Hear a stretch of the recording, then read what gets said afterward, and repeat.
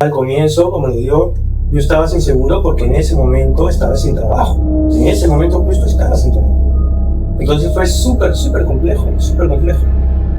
Pero salimos adelante.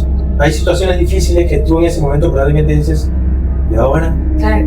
¿La haré o no la haré? Salimos adelante, de alguna manera. De alguna manera la cosa sale. Y a ese punto más o menos yo ya estoy entendiendo eso, que no hay una sola verdad. No hay una sola manera de ver las cosas. Si bien puedes tratar de enfocarlas de una manera razonable y lógica, pero cómo lo aborda cada quien es diferente. Y tienes que respetar, pues. Tienes que respetar.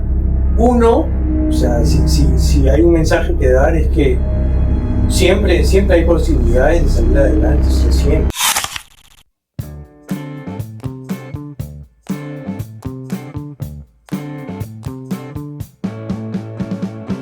Hola, bienvenidos nuevamente a Sin Etiquetas.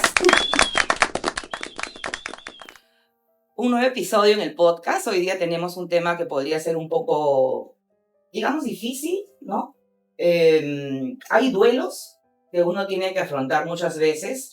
De alguna manera creo que todos sabemos que vamos a afrontar un duelo alguna vez en nuestras vidas, pero digamos que hay procesos que pueden ser mucho más complejos y mucho más complicados porque podrían sonar hasta antinaturales. Así es. Uh-huh. Estamos hablando de pérdida de nuestros hijos. Exacto, vamos a hablar sobre la pérdida de nuestros hijos. Estamos hoy día con Juan Manuel, que nos va a compartir su historia de vida. Bienvenida. Hola, gracias. Gracias por la invitación. Quisiéramos empezar un poco contándonos quién eres tú, para que la gente te conozca, ¿no? Cómo te defines y nos cuentes un poco sobre tu infancia, tu organización familiar, si tienes hermanos. Ya, primero, ¿cómo me defino? Un ser humano bastante sencillo, simple, que busca no complicarse la vida. Busco no complicarme, me la complico a veces, pero busco no hacerlo. Trato, y probablemente esto que voy a decir viene definido por todo lo que me ha tocado vivir, tal vez. Que trato de vivir mi vida disfrutando cada momento, igual el día a día no gana, y a veces no se da cuenta de lo que está pasando en ese minuto, en ese momento, pero trato. O sea, por ejemplo, cuando salgo con mi perrita a pasearla, me viene un chispazo y, ¡ay, qué bonito! No estoy en el parque. Qué lindo el sunset, claro, qué lindo el día. Hasta viendo un cerro a veces, se me prende y que chévere, ese cerro no lo había visto. Cosas así. ¿Te consideras que eres una persona consciente? O sea, que cuando estás haciendo una actividad, te gusta tomar, o sea, tienes tus sentidos abiertos a lo que está pasando, como por ejemplo lo que mencionas cuando paseas a tu perrita. Trato de hacerlo. O sea, no te voy a decir que todo el tiempo estoy consciente. No, es más, muchas veces soy disperso, despistado, pero creo que sí tengo esos chispazos de toma de conciencia. ¿Y siempre ha sido así? ¿O es algo que No. antes no? Cuando eras joven, por decirlo. Cuando era muy joven, no. Pero sí recuerdo que he ido teniendo esos momentos. O sea, como que he sido más consciente de esa conciencia que tomo en determinados momentos. Con el crecimiento. ¿Y cómo eras cuando eras niño? ¿Cómo era tu familia? ¿Cómo estaba compuesta, por ejemplo? Mi papá ya falleció hace 3 años casi. Él trabajaba en el ejército. Entonces nos tocó viajar mucho. Mi mamá ama de casa.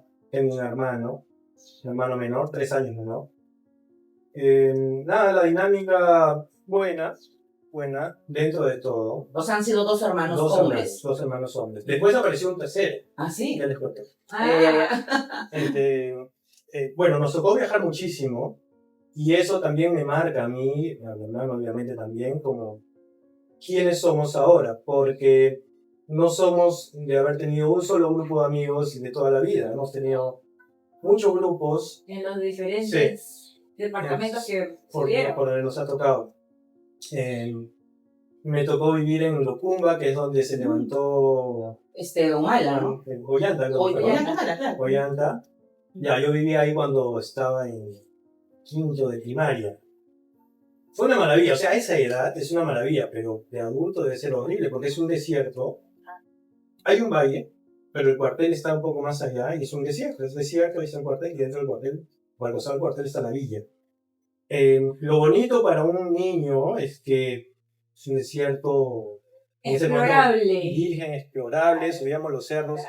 Me acuerdo mucho que cruzando la Panamericana, porque estaba la Panamericana y además donde vivía, y cruzando había un cerro y me acuerdo mucho que lo trepábamos, una maravilla era. Y yo me acuerdo que era pues enorme, ¿no? Y he pasado Y era un hace cerrito. 2 años un monte, Una duna, pues. una duna. Es una duna, pero para nosotros es espectacular. Se te me rompió tu acuerdo. ilusión. Sí. Pero en ese momento era chévere, nos tirábamos de arriba, bajábamos corriendo, revolcándonos. Me acuerdo que incluso también habían como tormentas de Ajá. arena y salíamos amarrados, pero nos amarrábamos y salíamos en la tormenta ahí con lentes, Claro. de natación, salíamos. Había un valle también muy divertido, nos metíamos al río, cosa que probablemente hoy día es un poco más Claro, que difícil los de que niños los no. niños gocen. En ese momento tuve la suerte de vivir eso, somos muy buenos. Y tenías amiguitos también. Claro, en la villa había gente, y Eran gente bastantes, con la que luego he compartido porque en el ejército la gente, los oficiales, los que trabajan en el ejército se mueven por especialidades. Entonces, todos los que estaban ahí, al menos de mis amigos, sus papás eran de esa especialidad y probablemente tenían que moverse a otro sitio donde existiera esa especialidad. Mi papá era artillero y su especialidad era el tema de antiaéreo. Entonces él estaba en las bases antiaéreas.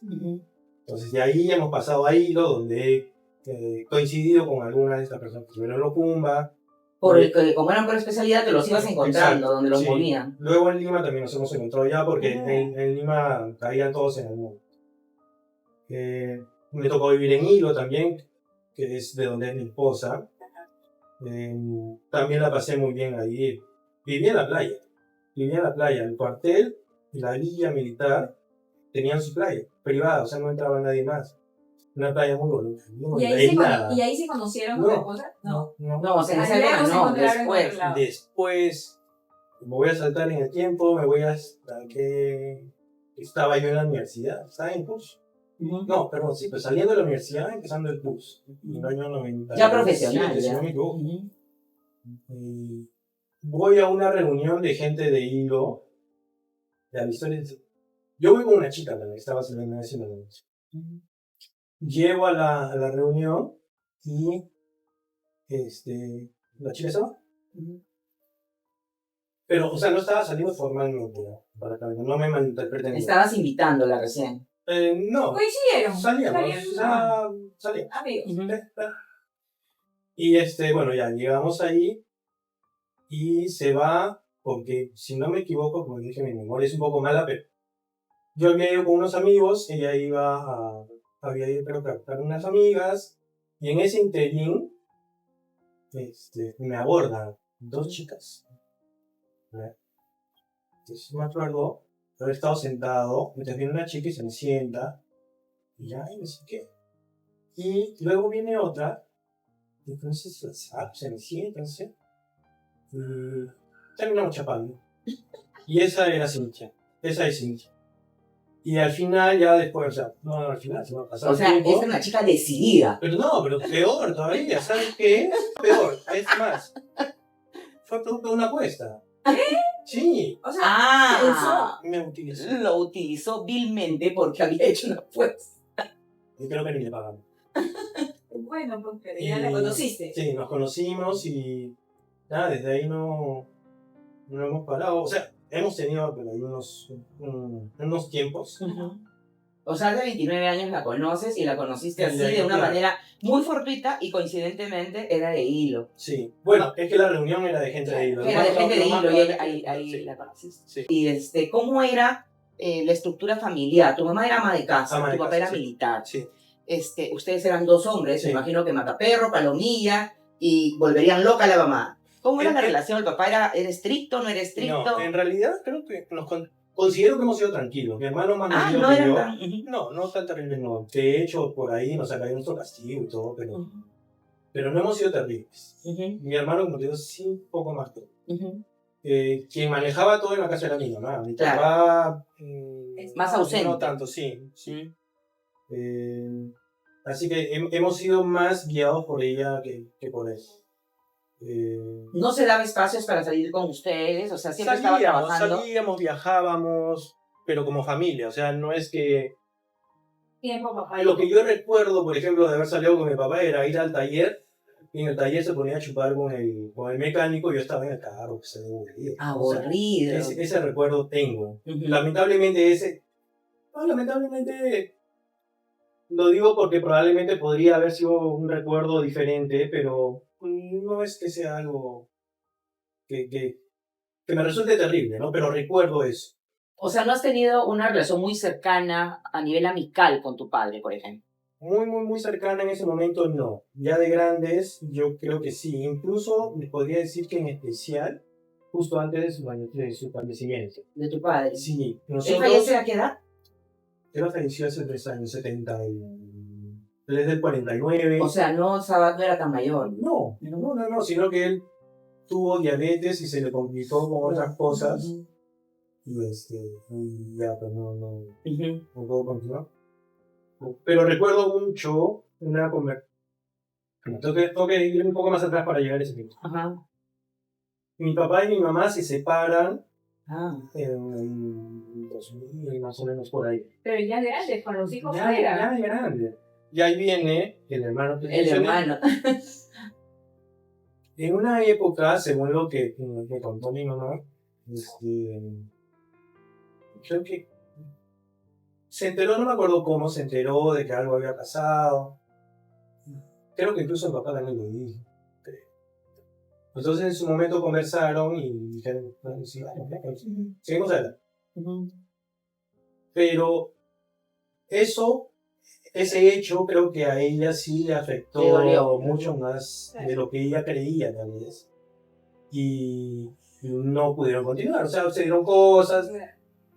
O sea, ella trató de dar la oportunidad, pero no. Claro, desgastó la relación, la confianza, sobre todo. Sí. Y hubo una cosa, otra cosa. Para ser sinceros, también mi papá era palomino. Era palomino. Probablemente heredaron ustedes el carácter. Sí, no, y probablemente, o sea, eso sí lo he pensado yo en el tiempo, ¿no? Probablemente, los dos, porque no es así, no somos inclinados hacia ese lado. Uh-huh.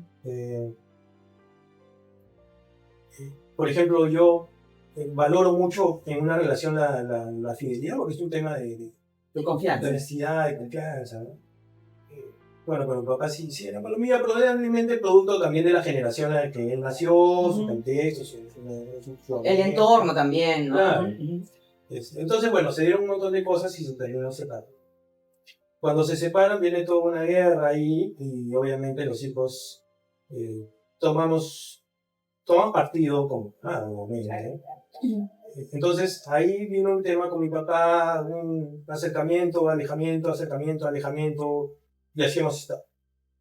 Y ahora llegó al punto que les decía, ¿no? Pero hacia el final ya conversábamos un poco más, con el paso del tiempo íbamos conversando un poco más, salimos a veces con mis hijos, se fue mejor. O sea, increíblemente con la ruptura de tu papá, la relación con la ruptura de tus padres, la relación con tu papá, en tu caso, se acercó. Probablemente sí, en el sentido de que él también ya trataba de expresar algunas cosas. No te voy a decir que era totalmente honesto, porque yo sé que él también trataba de poner su posición desde su punto de vista. Claro. Y que no necesariamente era cierto, y yo sabía que no era cierto, pero al menos trataba de darlo. Pero sin saber, obviamente, unas 2 a 3 semanas antes de que falleciera, lo cual no estaba sí previsto, pero... O sea, no se esperaba. No se esperaba.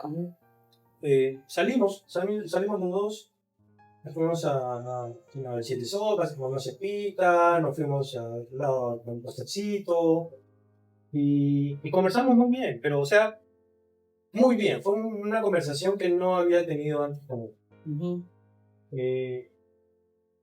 Cuando fallece,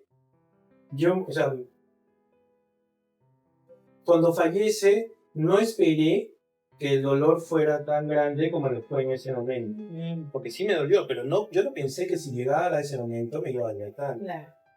Pero me quedé con ese buen sabor, de la última... de alguna manera, de esa última conversación que tuvimos. Ahora que lo reflexionas, ¿tú sientes que por N razones no se generó el vínculo y te hubiera gustado conocer muchísimo más de él? ¿O sientes que no lo conocías como tú creías? O sea, sí sé de él, conozco, sé quién es, quién era. No sé cómo responderte a eso en el sentido de que, tal como yo me he criado, para mí eso no es normal. O sea, no necesariamente tener ese grado de... Sí, de confianza y conversación Ajá. tan íntima. Entonces, para mí es normal. Si me dices, ¿te hubiera gustado? No lo sé.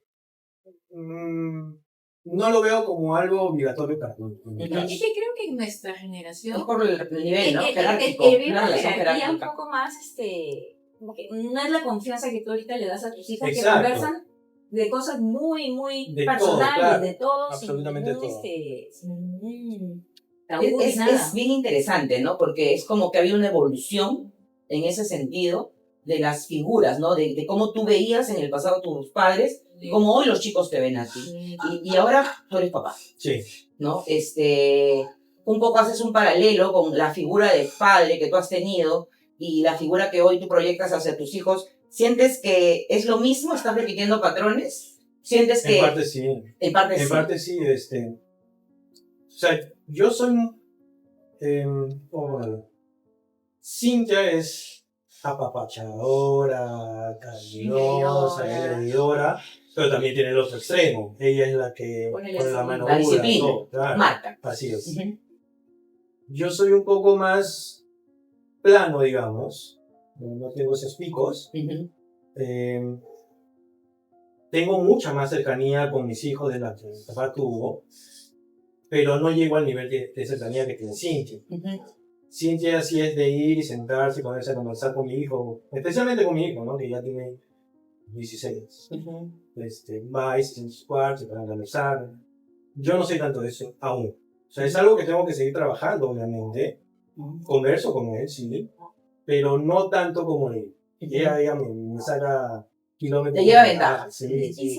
Cintia está todo el día con los chicos o ella también trabaja afuera? No, ella es ama de casa. Se dedica a los Sí, Y eso también ayuda, ¿no? Porque tú ves el día a día Totalmente. y sabes lo que le pasa en el colegio, sabes lo que le pasa con el amigo, y qué Sí. pasó en el recreo. O sea, creo Ella que es es la que está- parte del rol de la que tiene dinámica ahorita, que tiene ahorita. ¿no? Tiene eso a su favor. O sea, hablando del tema ese de la mamá en casa, creo yo que en la medida de las posibilidades, quien puede hacer eso es algo... A un favor, lujo. a favor Sí, de la genial, emoción ¿no? de los hijos y su desarrollo es Claro, claro. eh, No es fácil hacerlo. No es ahora. fácil. La economía a veces te lleva a tomar decisiones que no necesariamente son las idóneas desde la óptica emocional, digamos Ujú. así. No, pero justamente eso se balancea con lo que hacemos de tiempo de calidad, ¿no? O sea, no perder No, los no, no, momentos, claro. o sea, en las cenas, tiene que estar sin el celular para poder Claro. conversar. Ciertas cositas, ¿no? Ujú. El mundo no es perfecto. No, definitivamente, y aparte que uno Y no uno nace, tiene que los niños no adaptarse. vienen con manual, siempre digo, o sea, es todo un reto y cada hijo es un mundo. Y ahora vamos entrando un poco ahí, nos contaste que con Cintia te conociste de una manera súper particular Sí. y desde ahí ya tienen casi 30 años, 29 años juntos, se quedaron juntos, claro, han tenido sus distanciamientos, ¿no? Me imagino como parte de los procesos de maduración de uno. Ujú. ¿Cómo ha sido la relación de ustedes? ¿En qué momento deciden tener los hijos? ¿Cuál ha sido todo el proceso de formar la Ya. familia? Si te digo que son planificados, te voy a mentir, no es verdad. O sea, no lo planificamos. Ni uno, ni dos, ni tres. Ay, no te puedo Sí, creer. claro. No. Empezamos con Mateo. Mateo nació en 2001. Justo en ese tiempo nos tocó una época de distanciamiento. Pero la relación tanto con Cintia como con Mateo se mantuvo en todo momento. Me fui de viaje a Estados Unidos a estudiar, regresé. Estando ya Mateo Ya estando Mateo. con Cintia. Sí. Y yo regreso, estoy un tiempo en Lima y de ahí me voy a Hilo para estar cerca a Mateo en ese momento Ujú. principalmente. Pero O sea, ¿a qué te refieres? O sea, ustedes ya estaban juntos y tú tienes que ir a estudiar. Estábamos juntos, me voy a estudiar. Ajá. Entonces regreso, ahí tuvimos un distanciamiento. Un distanciamiento, ¿no? Pero bueno, regreso a Lima y ya luego termino en Hilo. Por trabajo. Me fui en realidad por Mateo. Y, Ella estaba en Hilo. sí, ellos estaban viviendo en Hilo. Y finalmente yo termino yéndome a Tacna a trabajar. Ajá.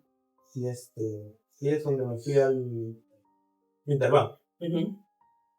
Bueno, ya. Y estando en Tacna, me dicen, haz lo mismo que has hecho en Tacna, en Cajamarca, al otro lado. Y era el Claro, en el otro extremo. Uh-huh. Entonces, bueno, ahí sí ya nos fuimos ya en Mancha. Uh-huh. Y ahí es donde nace Marcelo. O sea, Mateo es de Hilo, Marcelo es Cajacho. No te puedo creer. Sí, nace allá. Y Victoria, la historia de Victoria también es particular porque Que es tu tercera hija. ajá, ella nace en 2019. ¿Qué pasó ahí? Que nosotros recién nos enteramos del embarazo cuando Cintia tenía 7 meses. O sea, fue un embarazo de 2 meses, en la práctica. El día anterior a enterarnos, o tratar de enterarnos, habíamos ido incluso a la kermés del colegio y había estado el que baila el gusano, Ya. de cumbia. Y las chicas ahí con las señoras, ¿no? Las amigas, yo también estaba ahí bailando, estaba Cintia bailando y toda la vaina. Al día siguiente, que era domingo, salimos a caminar y ella tenía ciertos malestares, pero no mostraba. No parecía un embarazo. Y aparte, como ya somos grandes, pensamos que ella estaba con la menopausia. Y una prueba, pues sí. Una prueba. No sea. Nos fuimos a la casa. Salió positivo. No, ¿qué va a ser? No. Ya mañana una prueba de sangre. Ya que se fue a hacer la prueba de sangre, 7 meses. 7 meses de embarazo. Pero no se notaba físicamente. No. Cintia estaba un poco subida de peso en ese momento. Pero no se notaba. No. Barriga de tampoco panza. tenía síntomas ni nada. Síntomas, pensábamos que era gastritis y cosas así. Y nada, pues 7 meses y a los 2 días creo que nos habíamos enterado que tenía 7 meses, la barriga aquí. Se liberó. Sí, se liberó. Ya, ahí sí ya sé. Pobre Victoria, estaba así toda ajustadita. Probablemente estaba bastante Hasta que le dijeron ya puede salir. Ahora sí. Pobrecita. 7 meses no darte cuenta me parece increíble. Imagínate. 2 meses corriendo todo. Y ya pues, fuimos un día al control previo al nacimiento y ya no la dejaron salir porque se me había subido la presión. No me acuerdo el nombre. Preeclampsia. Y ya pues tenía que sacar a la bebé. O sea, ¿nació de cuántos meses? ¿De 7? No. Ay, no. Sí, cumplió su tiempo. Cumplió su Sí, tiempo. o sea, fuimos un día X y era para los controles previos dentro de 2 días creo que tenía, o al día siguiente o a los 2 días. Pero ese día que fuimos ya no la dejaron salir. Ay. Y ya pues nació Victoria y después del nacimiento de Victoria, o sea, pasado el tiempo recién nos hemos casado. O sea, han vivido juntos. Sí, tenía que conocerla bien. Es de mi club. Ya, es de mi no, club. después de 19 años. ¿No? Tenía que estar seguro. Sí. Nos casamos, y esa también es otra historia simpática. Uh-huh. Nosotros nos casamos un viernes 13. Un viernes Que nadie se le ocurriría elegirlo. Un viernes 13 de marzo del 2020. Y el lunes nos mandaron a lo del coronavirus, pues, a cuarentena. La cuarentena, claro. Así que tuvimos una luna de miel bastante extensa, pero con los chicos. Claro. Y nada, esa es la historia de los tres, cómo nacen. De como familia, como... Sí. O sea, es una familia que tiene muchas diferencias de edades entre un hijo y otro. Sí. Y también no son del mismo lugar. O sea, que se han movido mucho. Hilo, Cajamarca, Lima. Ese es el patrón del papá. Exacto, del papá. Eso un poco refleja probablemente. A mí me encanta eso. O sea, yo no te sientas en un sitio... siento una base. Claro, no hay apego. Voy para aquí, voy para allá y normal. Cuando me ha tocado vivir afuera, también me he sentido muy cómodo e incluso con la gente no he tenido problemas. O sea, Es que eres sociable, ves la oportunidad, me imagino, para socializar también. pero de manera natural, ¿no? No es Claro. algo que yo busque, No lo buscas. pero se da, ¿no? Yo podía parar con gente caucásica, con mis amigos, con árabes, con los chinos, con los coreanos, Ujú. y no digo de conversar nomás, sino que logramos cierta química, o sea, con todos, me acuerdo con los árabes, me iba a jugar pelota y pensaban también que era árabe en algún momento, mis amigos coreanos me buscaban mucho para salir, tenía un amigo colombiano también, un muy buen amigo, o sea, siento que esa etapa de mi vida de la infancia me Te ha ha formado. dado algo Ujú. que me permite integrarme sin mucha dificultad a diferentes tipos de Claro. grupos. De culturas, ¿no? Sí, sí, sí, sí. Me acuerdo también una vez, pero eso ya no tiene nada que ver con eso, sino que es el suerte. Yo tenía mi pelo largo pues, cuando estaba allá y me fui a Alemania. Ujú. Y estuve en Alemania, estaba caminando y venían unos esos neonazis así. Ujú. Rapados. Y yo dije, me van a matar. Ujú. Pero por suerte no me mataron. Ahora no sé qué será. No, me imagino que Empezaste a me caminar hubieran más matado femenina, también. empezaste a caminar más femenino para Mejor me pasar. hubieran matado más. ¿Qué sería, no? Suerte, no sé. Bueno, tampoco es que voy a decir que yo siga pegándole a la Claro, gente por ahí, ¿no? Claro. Pero sí me friqué. Pero Bueno, no es que es un nada. estereotipo que uno Claro, tiene, Sí, ¿no? Ujú. sí. Mi segundo hijo se llama Marcelo. Marcelo, cuando tenía 2 años, o sea, en el 2011, le detectan cáncer. Se llama tumor de Wilms, que es un cáncer, en este caso está en el riñón. En el caso es el riñón izquierdo y el tumor de la sien. Lo tenía envuelto. Volvían. ¿Cómo Sí. lo detectan? O sea, ¿hubo alguna sintomatología o Eh, fue algo...? Porque ya no era simétrico, o sea, tenía... Ah, Pero ya. nosotros pensamos que era estreñimiento. Claro. Claro, que a lo mejor estaba con gases o una cosa así. Sí. Em, ¿Manifestaba dolor? y lo normalizamos en el tiempo, ¿no? No manifestaba No. dolor. Y lo normalizamos en el tiempo, ¿no? Que es, sí, mira. El tema es que Cintia se va con los chicos a Hilo. Yo estaba en Lima. Habíamos regresado de Cajamarca a Lima. Ajá. Cintia se va con los chicos a Hilo. Y no me acuerdo cómo es que decide llevarlo a un médico que le hizo una ecografía y dijo, llévatelo al toque a mí. Entonces, yo no tenía idea, nunca había afrontado un proceso así, no tenía idea qué hacer, no sabía nada. Y yo en el camino también he ido tomando un poco más de responsabilidades por mí mismo, porque normalmente yo siempre esperaba que alguien me haga los test. Probablemente por cómo he vivido de niño. En este caso mi mamá fue quien me orientó, me dijo vamos acá, me fui a Santa Clásica, pum, pum, pum. Y ya llegaron, hicieron las pruebas y bueno, igual tenían que ver si era maligno o benigno, porque siempre tienen que hacer la biopsia. Pero lo que correspondía era operación. Bueno, se hizo toda la gestión. En el interín también debo decir que me ha tocado también afrontar lo que pasa a mucha gente que va a neoplásicas. En ese momento yo estaba sin seguro, entonces me tocó afrontar El gasto completo. el gasto, no solamente el gasto completo, sino toda la penuria que es Sacar la cita, vivir en esperar, las- vivir, estar hemos bien. vivido ahí, Sí. dormíamos en las bancas, hemos vivido. Bueno, la cosa es que ya se decide que había que operarlo, nos movimos como podíamos ahí dentro, tratando de hablar con alguien que nos hiciera caso, porque yo también entiendo a los doctores, a veces se vuelven un poco ya duros por Insensibles. tantos casos que ven, ¿no? Pero bueno, estuvimos ahí, tuvimos la suerte de encontrar unos doctores bien chéveres, una doctora que es de República Dominicana, nos ayudó muchísimo, hasta ahora tengo contacto con ella. Bueno, la cosa es que lo operan y le sacan un tumor que pesaba creo que 2,5 kilos. Y él pesaba 10 kilos. O sea, es como que te saquen algo, si pesas 80, algo de 20 kilos. Y yo me acuerdo que yo estoy flaquito. Y ya bueno, de ahí vino todo el proceso de la radioterapia, la quimioterapia, con los miedos asociados, ¿no? Porque todo eso, lo que creo que te hace pensar, y en mi caso me hacía pensar era, pucha, ojalá que no vuelva, tío, ojalá que no vuelva, bueno, no vuelva.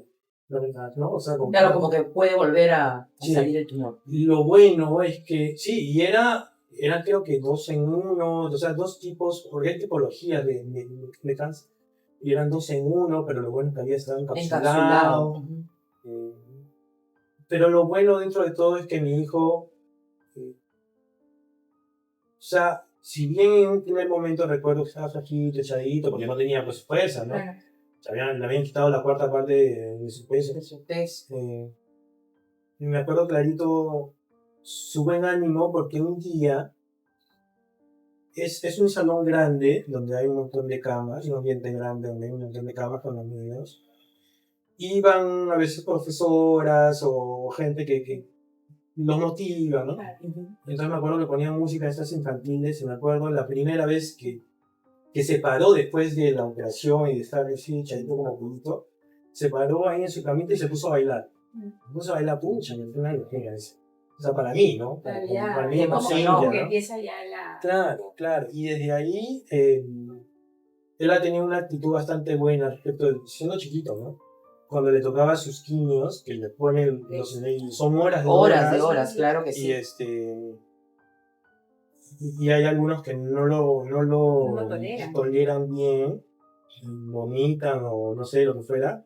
Él no, él tranquilo, comiendo su sándwich de pollo. Me acuerdo que íbamos a comprar su sándwich, comiendo su sándwich de pollo, viendo televisión, tranquilo. O sea, en general, no voy a decir que siempre, pero en general. Claro, en general. En general, tengo ese recuerdo. ¿Y cómo era en ese momento la parte emocional tuya y de Cintia? Porque Eh, claro, mira, al bueno. final el niño te está dando muchas demostraciones de aprendizajes, ¿no? Sí, De- claro. Porque tú lo miras y te duele tanto y tú lo ves a él Está afrontándolo Así y que es. está tranquilo. Sí, Pero como padre debe ser difícil, ¿no? claro que sí. Pero también viene un poco lo que habíamos estado conversando hace un rato del día a día, del tema de no reflexionar necesariamente sobre todo. No lo pensabas en ese momento. Estás en automático. Y más aún, y por eso también ponía en contexto el tema de la neoplasia, más aún estando ahí. O sea, todo el tiempo teníamos que estar sacando cita, correteando, pidiendo, rogando, lo que fue, o recuperándonos porque habíamos dormido, como les digo, en las bancas. Dormíamos en las bancas. Hemos tenido que pararnos y no estoy poniendo mi caso como un caso extremo, pero estoy poniendo el caso de muchas personas Pero es lo normal. que es lo que está normalizado ahí. Es correcta la palabra, me corrijo, no es normal, es lo que está normalizado. ¿no? Sí. La gente prefiere eso, ¿no? Y está más enfocada en que se sanen, pero a costa de cualquier situación, ¿no? Exacto. Entonces, por ejemplo, con Cintia nos turnábamos. Iba de día, yo iba de noche. Cuando yo podía, yo iba en el día y en la noche, porque teníamos a Mateo. Sí, pues, ¿con quién la dejaban? ¿No? Mateo también pasó una etapa ahí compleja, desde mi punto de vista, porque se quedaba con mi cuñada, pero no es igual, pues, ¿no? Y aparte claro. sabiendo y viéndonos probablemente que Estaban estábamos preocupados. Claro. Entonces, de hecho hay un tema emocional en ese momento, pero no te puedo decir que es un tema emocional sobre el cual yo tengo una reflexión muy clara en ese instante. Estamos en automático, ni tiempo para ponernos tristes, nada, era dale todo el tiempo, dale. Después ya cuando ya, o sea, termina su proceso de operación y primera quimio radio, ya empieza a distanciarse un poco más el seguimiento, el tratamiento, ¿no?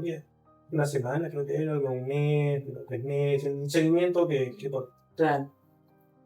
en ese momento también, si bien no había ese tema de reflexión muy extrema respecto de la parte sentimental, lo que sí puedo decir es que Cintia, bueno, primero que yo tuve que tomar ese rol de fortaleza, digamos, de mostrar como que no me afectaba demasiado y pensar que todo estaba bien. Pensar en positivo. Sí. Y Cintia obviamente no se ha quebrado. Yo también me he quedado ella creo que un poco más al comienzo. Y bueno, nos compenetramos y seguimos adelante como pareja. No recuerdo haber tenido momentos complicados con ella en esa etapa. No recuerdo. Leí era que no. creyera que hemos avanzado afrontaron juntos. como equipo. Sí, sí. En parte también por lo que les digo, ¿no? Que era en automático y seguía. Claro, o sea, es como, lo que mencionas es como que no tenían tiempo, ¿no es cierto?, para poder, hacer que la pena los embargue o la confusión los embargue porque estaban tan concentrados en cumplir con los protocolos, con la parte logística, las coordinaciones. Me imagino que también Más el había un tema trabajo. económico de por medio, el trabajo, el otro hijo que está en la casa. O sea, en realidad estaban súper, ¿cómo puedo decirlo? Envueltos, ¿no? En el proceso. Y además, o sea, al comienzo, como le digo, yo estaba inseguro porque en ese momento estaba sin trabajo. En ese momento, pues, tú estabas sin trabajo. Entonces fue súper complejo, súper complejo. Pero salimos adelante. Y esa es una cosa que te queda, ¿no? O sea, hay situaciones difíciles que tú en ese momento probablemente dices, ¿y ahora? Claro. ¿La haré o no la haré? Pero no sé cómo la gente, incluyo dentro del grupo, la gente, salimos adelante, de alguna manera.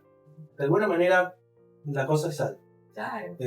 Eso no implica que uno de antemano diga, esto va a salir adelante y nada, no me preocupo. No, tienes que ocuparte justamente de lo que decías, ¿no? Buscar a los doctores. Todo, ¿no? Todo ocupando. ¿Y cuánto duró esa etapa hasta que le dieron de alta y regresaron ya a la vida de ¿Cómo se llamaba? Marcelo, ¿no? Marcelo, sí. Bueno, Marcelo en realidad recién le han dado, o sea, oficialmente de alta, ¿no? Es más, les cuento mejor todo el proceso. Cuando termina eso, de ahí vienen sus chequeos que se van espaciando cada vez más, hasta que hemos llegado a que ya han sido anuales. Gracias a Dios. Todo bien. Hasta ahora está todo bien. Ya van 2 a 16, 14 años. Claro. El año pasado creo que fue. ¿Él tenía cuántos años me dijiste? 2. O sea, 2 años. 2 años. Madre, qué duro. Sí. O sea, ahorita lo cuento normal, pero ya se imaginarán todo claro, el proceso que tocó pasar, ¿no? Y ¿cuándo? El año pasado creo que sí, o el año pasado, no fue. Su chequeo siempre ha sido en neoplasia. Siempre ha sido. Y el año pasado, si no me equivoco, me voy a tomarle las imágenes que me habían solicitado en otro sitio, no en una clínica.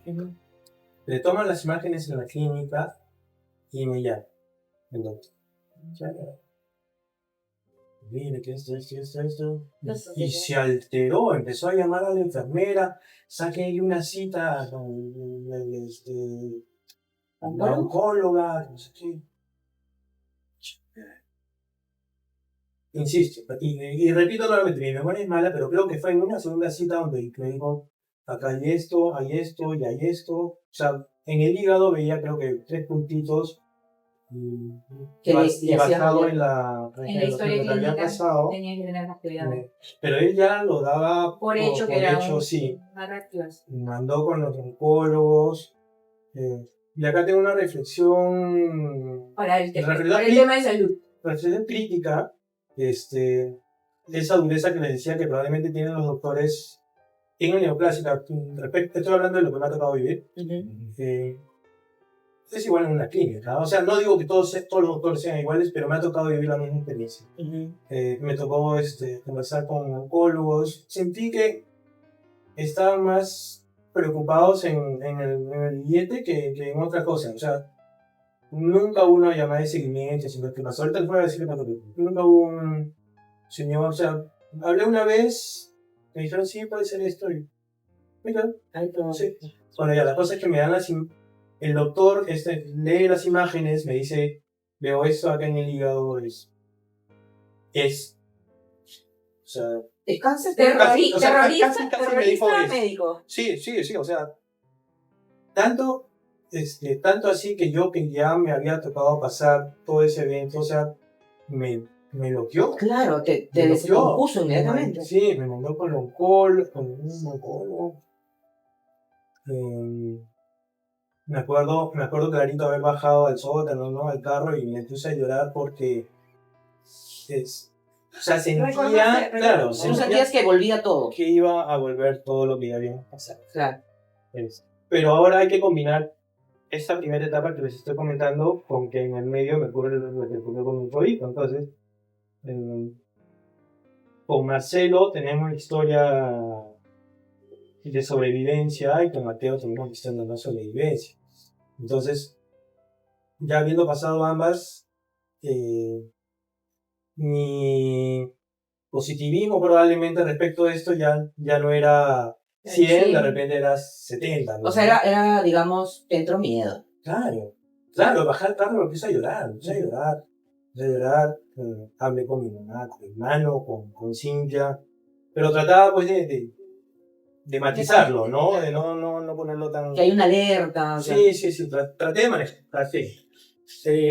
Así que he tratado también de contarle todo desde el inicio, pero de una manera un poco más sutil. Cintia es bien sencillo, nerviosa, entonces he tratado en lo mismo que manejar. No es nerviosa, es una persona que ha pasado por eventos muy fuertes. Pero de por sí ella también ¿sí? Tiene un sensible. Pero ahí tú tenías el resultado de un primer médico que no había sido en la clínica que no había sido donde siempre había hecho su proceso, sino en una clínica externa. Sí. Y se alteró la vida familiar y fueron después como segunda revisión al médico original. Correcto. Esos resultados, bueno, empezamos, tuve como 2 o 3 consultas con oncología de esta clínica. Y me dijeron varias cosas, pero todas orientadas en ese sentido de lo enfermo. Entonces yo, Cintia, ¿sabes qué? Voy a llevar esto al neoplásico. Voy a llevarlo y... Claro. Entonces fui con Marcelo, perdón. Entrábamos en cita, todo. No hay nada. No hay nada, pues yo levanto yo como si no tuviera la pantalla. No hay nada. Y luego me mandaron con gastroenterología, creo que era, si no me equivoco, de neoplásica, ¿no? Con la especialidad para que verifique. Señor, no hay nada. Vaya a hablar de nuevo con su médico pediatra, porque él todavía pertenece a pediatría. No hay nada. Entonces ya, bueno, tuve ahí la segunda cita con la pediatra. Y ahí me dice, pues si gusta ya le doy de alta de una vez a Marcelo, o si gusta programamos su cita para los 18 años y ahí sí le damos. Bueno, entonces lo hemos programado para igual seguimiento. Pero no sé fue. Pero qué reflexión. Ahora, buscar explicaciones, la verdad que ni tiempo, ni ganas, ni nada. No, pero ahí... pero yo me quedaría horrible. No, el tema de las clínicas o de cualquier profesional de la salud tiene que tener esa forma de decir, oye, podría, ¿no? O sea, a veces simplemente hacerte una ecografía en un diferente aparato o que el ecógrafo no sea lo suficientemente experto. Pero de no ser nada, hacer algo, es como que hay una distancia muy grande, ¿no? Ya, ahora. Yo sí volvería a que me dijeran, oye, ¿por qué me has dicho eso? Por eso mismo lo digo. Para ser más preciso incluso. Lo que habían visto es que en el hígado había unos puntos que eran... quistes. Lesiones. Y que eran así, o sea, en la clínica, lo que habían visto eran milímetros, o sea, pequeñitos.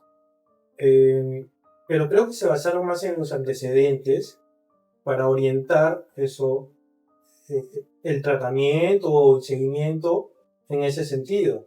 Me parece que por ahí fuera. Yo me he quedado tranquilo con el resultado de neoplásicas, porque no ha sido solamente una persona que lo ha visto o una especialidad que lo ha visto. Lo han visto 2 especialistas de diferentes áreas, en las imágenes, y no encuentran nada. Además, aparte de las imágenes, ¿no? También le toman pues sangre, claro. Y también hay algunos marcadores. Entonces, nos quedamos con eso.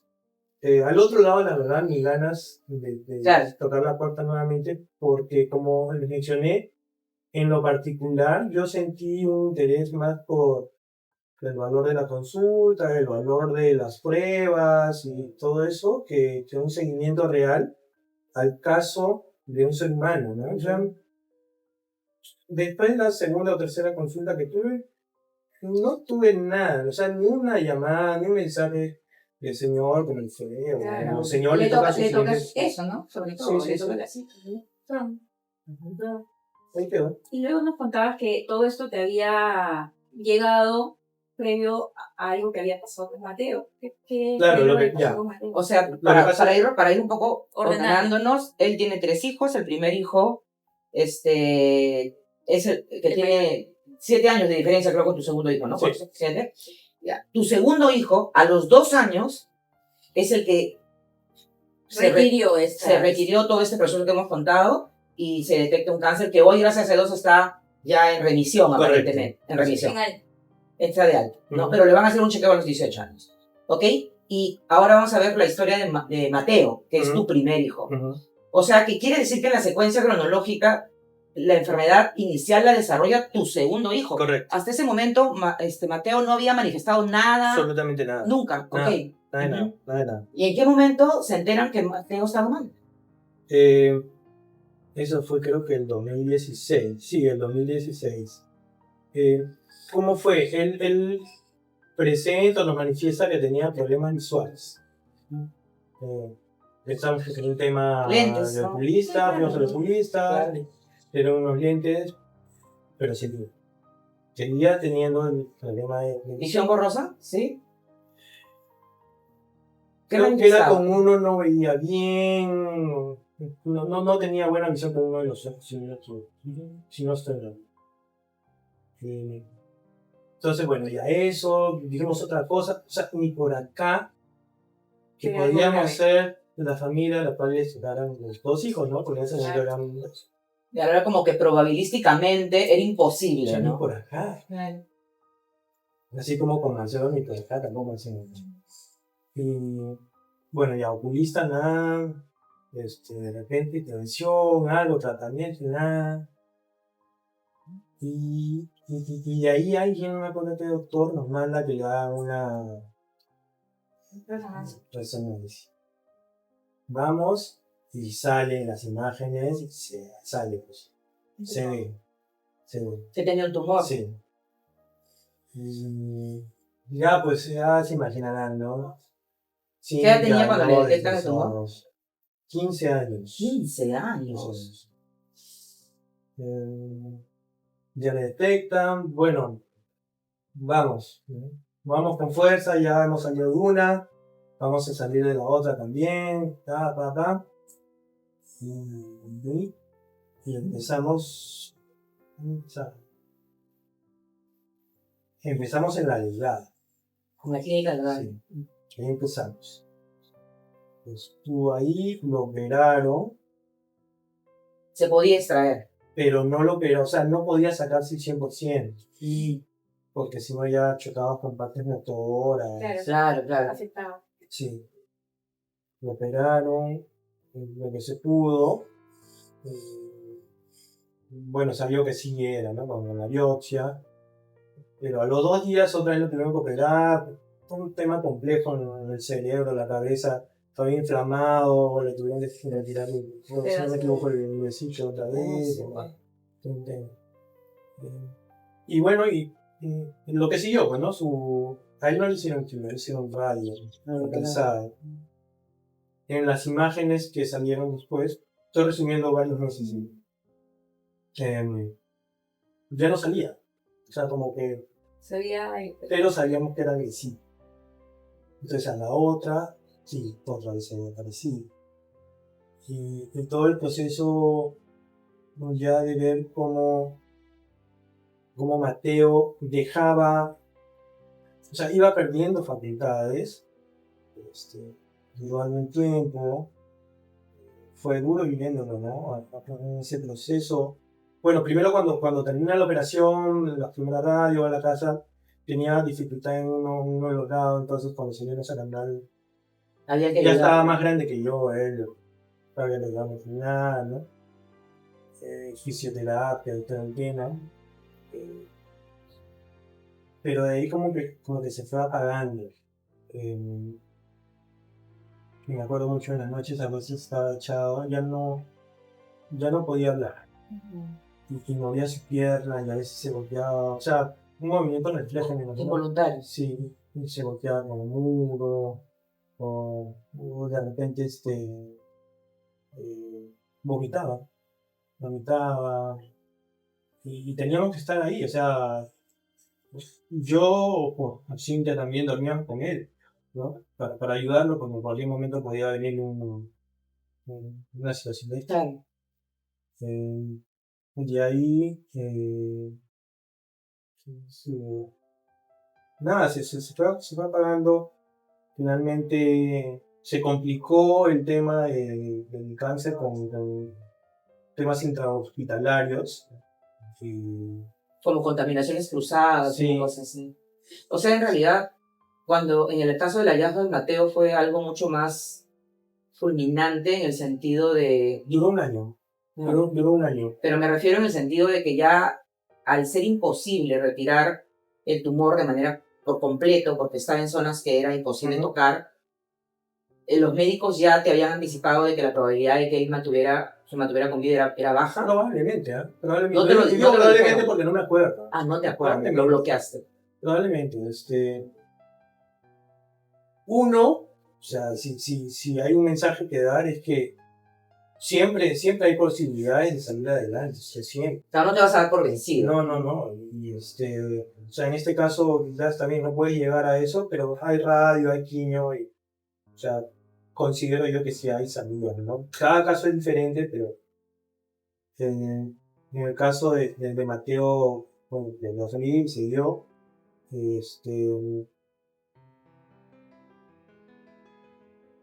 pero o sea, el proceso de cómo fue bajando su vida, digamos, ¿no? Su calidad de vida se fue disminuyendo, Claro, se fue apagando. Su ser, ¿no? Que se fue apagando. A mí me tocó a mí acompañarlo un poco más. Me recordarán, y volvemos en el tiempo, Cintia vivió un tiempo sola con Mateo. Entonces es probablemente primer hijo, entonces era lo más doloroso probablemente le ha dolido fuertemente, no probablemente le ha dolido fuertemente. Entonces me tocó a mí acompañar un poco más a Mateo. En esa época buscamos todo tipo, o sea, primero, no había posibilidad de darnos la opción de que pudiera terminar eso en el fallecimiento de Mateo. No lo pensaba. En todo momento estábamos, aunque sea un milagro, lo que fuera, aferrado, pero no iba a pasar que se iba. Eso no iba a pasar. Y por eso te decía, probablemente me han dicho que sí, que las probabilidades de sobrevivencia eran bajas, pero... Pero la bloqueaste. No. Y nos metimos en todo. Nutrición. No, pero cosas incluso energéticas. Yo me metí por esa época, no me acuerdo en qué momento exactamente, a seguir un poco la filosofía budista, para tratar de entender cómo manejan ellos el tema de la muerte, que ellos lo asumen como una parte natural de la vida, más que nosotros en otras culturas. De alguna manera, en ese momento siento que me sirvió, de alguna manera. Yo acompañé a mi hijo hasta el final, a mí me tocó estar con él en el momento en que ya la niña se puso hacia un par. Yo estaba con él, ¿no? Mejor no da frío. Pero no lloré. En ese momento no lloré. O sea, vi nomás eso, me aclaré, fui, llamé al doctor, a la enfermera, no me acuerdo. Vinieron, certificaron. Y nada, la avisé a Cintia, me acuerdo incluso, le dije, ya, solamente le dije, espera. Nada más. ¿De alguna manera se prepararon para eso ustedes como pareja? No, porque no pensamos en ningún momento que iba a pasar eso. O sea, hasta el último hemos pensado que algo, o sea, un milagro. Es más, cualquier cosa que veías, ni siquiera pensabas en, o sea, yo digo milagro ahora, pero no como tal, ¿no? Sino que en ese momento cualquier cosa que veías, escucha, vamos a ver el dedo, ya está. Pero creo que no he escuchado. Que no sé si eso, no sé, pero veíamos cualquier cosa de esas y ya. Era la esperanza, ¿no? Esa luz de esperanza. Es lo que te iba a decir. Yo quiero detenerme acá. Y obviamente ya ha pasado tiempo. Y yo entiendo que en ese momento de construcción, lo mejor es probablemente la forma como ustedes se encontraron es la que ustedes hicieron, ¿no? O sea, no vamos a pensar en ningún momento que va a haber un desenlace en el cual exista la probabilidad de perderlo. Pero yo quiero que reflexiones hacia atrás, porque también hay un tema de contención emocional muy fuerte que tienen ustedes, ¿no? En el sentido de que las personas necesitamos liberar las emociones, ¿no es cierto? Y es muy difícil para un padre, para un hijo, para una madre, vivir, porque tú has tenido 2 procesos seguidos. ¿No? O sea, habías salido de un hijo menor que había tenido un proceso difícil, encima con unas noticias que creo que sería posterior, en donde te dicen que existe la probabilidad que eso vuelva a pasar, y que felizmente no ha sido así, pero ¿qué consideras, ya? Y busca internamente en tus emociones qué es lo mejor desde la óptica de afrontar el tema. Porque al final, yo lo que siento es que dices, no lo piensas, prefieres no pensarlo. Porque claro, si uno lo piensa, sabe lo que va a encontrar adentro, ¿no? Pero esto que está adentro no se puede contener sin que repercute en algo. Que en algún momento va a explotar, ¿no? O en algún momento se va a somatizar. ¿Ya? Yo no sé si eso sea científicamente probado o no, pero hay mucha gente y muchos investigadores que hablan sobre cómo las enfermedades o las emociones contenidas de esa manera, al nivel en el cual uno no es una piedra, pues no puede estar así, claro, podrían terminar en una somatización. O sea, hoy que lo miras hacia atrás, sientes tú que hay episodios que necesitas botar todavía, que tienes adentro, y que probablemente no has tenido el tiempo de hacerlo, o probablemente sientes que por ahora no es el momento de hacerlo. Sale, o sea, lo que les había contado también hace un rato es que luego de lo de Mateo, yo regreso casi inmediatamente al trabajo. A ocuparte. Y recuerdo claramente, o sea, a los 2 días o el día que regresé, no me acuerdo. Y me recuerdo a mí mismo estando ahí trabajando y llorando. O sea, había algo de esto. Obviamente hay algo, ¿no? Es más, hace poco ponen una canción de Gilberto Santa Rosa, creo que es donde le canta su... Es una salsa. Sí, y me puse a llorar, o sea, sale, o sea, no es que yo sienta, sé que hay algo ahí, pero no es que yo diga y sienta que sí, tengo que ir sentarme a hablar con alguien, pero salen momentos como estos, sin que yo los concientice, sin que sea yo consciente de que hay esa necesidad expresa de hacerlo. Si bien sé que hay algo, no soy consciente de que tengo que expresar. Ahora, en el caso de Cintia es mucho más abierta. Ella sí te va a decir todo. Bueno, malo, va a llorar, va a gritar, va a reír. Va a buscar ayuda. Todo, sí. Ella sí, yo no. ¿Han buscado ayuda después? Estuvimos en la empresa donde estaba en ese momento, nos brindaron cierta ayuda con psicólogos. Pero es un momento complejo. Tú me dices, anda, y yo voy a ir, voy a escuchar, voy a tratar de sacarme un spot, me parezca o no me parezca, pero voy a escuchar. Cintia no. Cintia, como les digo, es más... Se va a abrir, pero también es más vehemente, más... En este caso en particular, creo que fuimos a 2 sesiones que ella no sentía que lo estaban entendiendo. Nadie la iba a entender, ¿no? Así que no le cuadré. No quiso seguir. Fuimos a otra persona, estuvimos también creo que 3 sesiones y... No. O sea, no sentía ayuda. El proceso es muy, muy personal. Incluso tú y tu esposa, cada uno debe haber llevado la forma de una manera diferente. Totalmente. Y por suerte ustedes se dan el tiempo y se respetan la forma en que cada uno lleva su manera de procesarlo, el dolor que tenía, ¿no? Porque no la dejaba hacer. Como lo pones, me haces quedar como muy inteligente y que supe manejar la situación. Pero no supe nada. Eso se fue dando en el tiempo, se fue dando con peleas, con amistes. Pero dice, claro. Claro, no ha sido un proceso... No, hemos peleado porque yo no la entendía. O porque tú quieres que ella reaccione de cierta manera porque piensas que es la manera en que va a ser menos doloroso. Exacto. Y probablemente no. Es que yo uno ve la vida desde su óptica. Así es. Entonces, así es. Entonces, mi manera de ver las cosas no es la manera de ver las cosas de su óptica, de tu óptica. Entonces, lo que uno transmite o quiere decirle al otro es, pues más o menos, así debe ser, pero y a ese punto más o menos yo ya estoy entendiendo eso, a mis 51 años, que no hay una sola verdad, no hay una sola manera de ver las cosas. Eh, si bien puedes tratar de enfocarlas de una manera razonable y lógica, pero cómo lo aborda cada quien es diferente y tienes que respetar, pues, tienes que respetar. En el caso de cómo hemos afrontado, empezamos probablemente yo por aquí mucho más calmado, aparentemente. Uh-huh. O sea, a lo mejor tú eres de los que te gusta tu proceso de liberación hacerlo solo. Sí. Yo funciono bien llevando esos procesos de manera independiente, creo. Uh-huh. O, ¿sabes qué? Creo. Claro. Porque no es necesariamente que así sea, porque de hecho tengo cosas guardadas y que por ese camino que creo que tengo de llevarlo de manera independiente, no lo cuento y no termino de soltarlo. En cambio, Cintia sí, todo lo contrario, ella sí cuenta y, como decía, ¿no? Y llora y ríe y se abre mucho más. Te quiero hacer un comentario.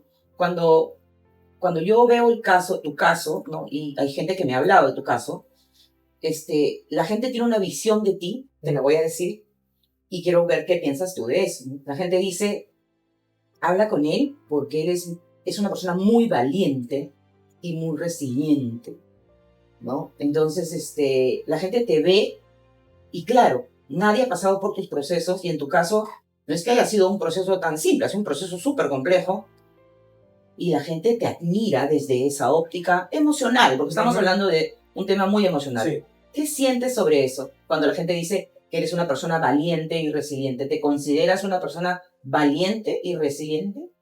No más que los demás. Porque, o sea, no creo que la vida me haya preparado necesariamente, o sea, no sé, la vida es tan compleja que no lo sé, pero no creo que yo haya sido preparado necesariamente para afrontar un proceso o dos procesos de este tipo. Creo que soy una persona más, creo que todos tenemos la misma capacidad, creo que si le hubiera tocado a alguien más, o de hecho hay personas que le ha tocado también y siguen adelante, pero no creo que sea por una cualidad o un tema algo especial en cada persona. Creo que, mejor dicho, creo que todos tenemos esa capacidad. Creo que todos podemos llegar a eso, a enfrentar estos procesos. Y es más, ni siquiera hablando de temas como esto, porque cada quien tiene sus problemas y cada quien los mide de acuerdo a su realidad, ¿no? O sea, por decir un tema, por ejemplo, para mi hijita ahorita su problema es que se le rompió el color y es un drama. Uh-huh. Y lo afronta y sigue adelante. Uh-huh. Entonces yo creo que todos tenemos esa capacidad. No creo que en nuestro caso seamos personas especiales. Ahora, después de pasado eso, ¿cómo ves? Si a mí me tocara ver, probablemente yo también diría lo mismo que esas personas. Diría, pucha, qué fuerte, ¿no? Sí, pasó. Sí. Pero es porque nos tocó y porque había que hacerlo. Ahora, también creería yo que hay gente que probablemente a la que no le resulte tan sencillo seguir adelante, y más aún en pareja. Hay divorcios a causa de estos temas. Sí. En nuestro caso, no sé, será la combinación de la forma de ser de ella, de mi forma de ser.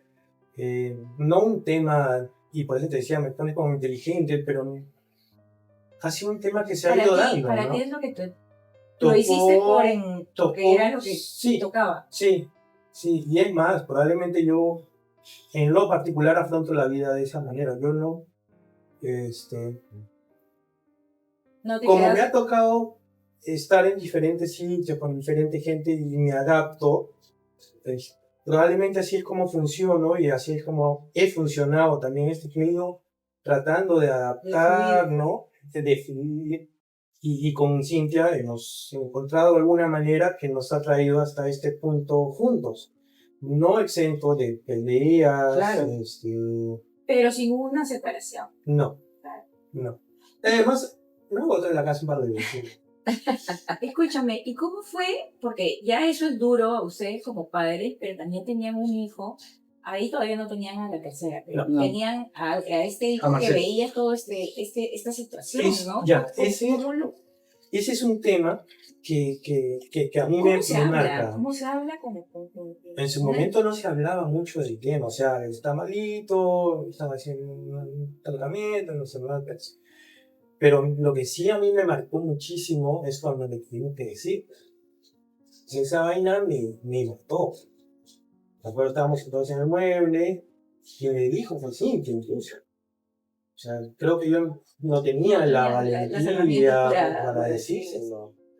Y lo dijo, y era mi hijo quebrarse.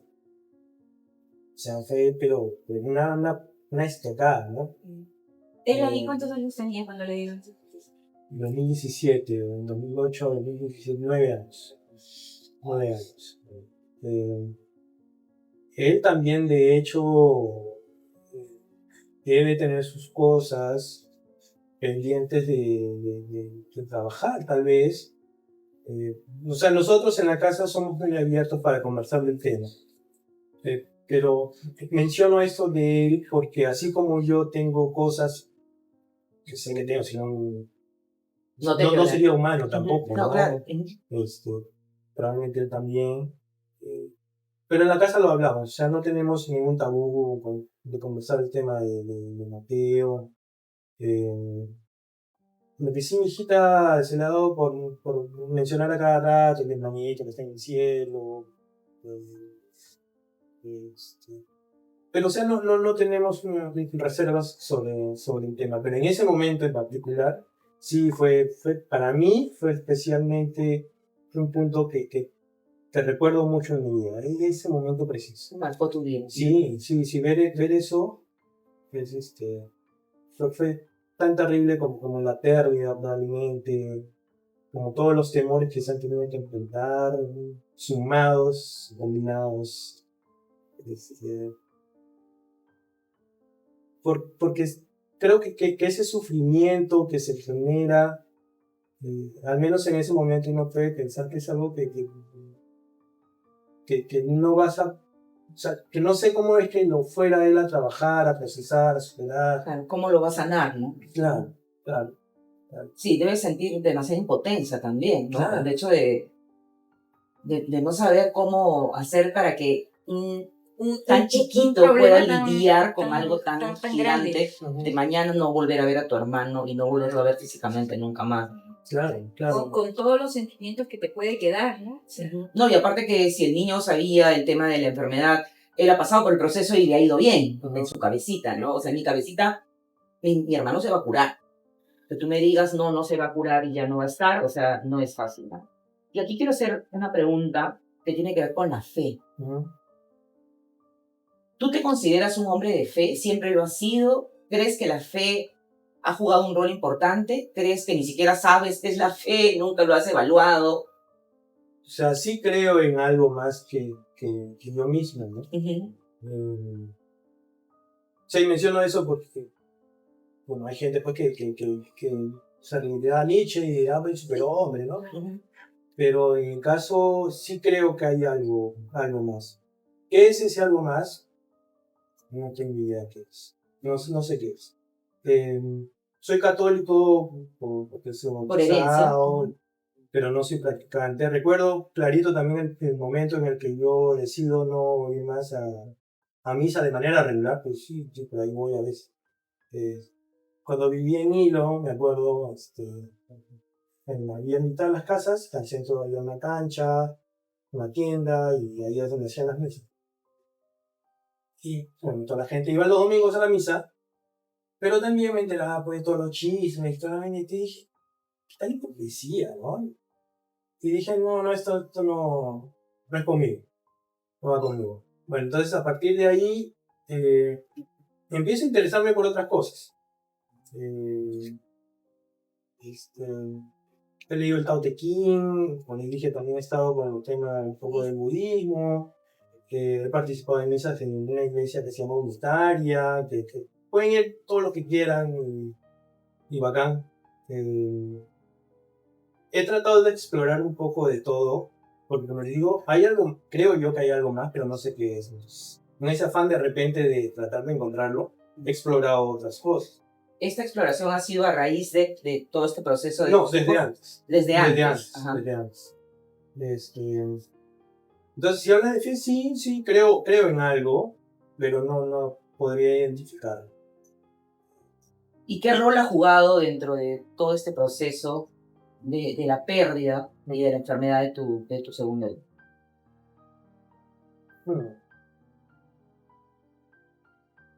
En la pérdida, mira, cuando ocurre lo de Marcelo, me acuerdo que íbamos mucho a la capillita que está ahí en el Neoplaza. Íbamos acá vez que íbamos a ir.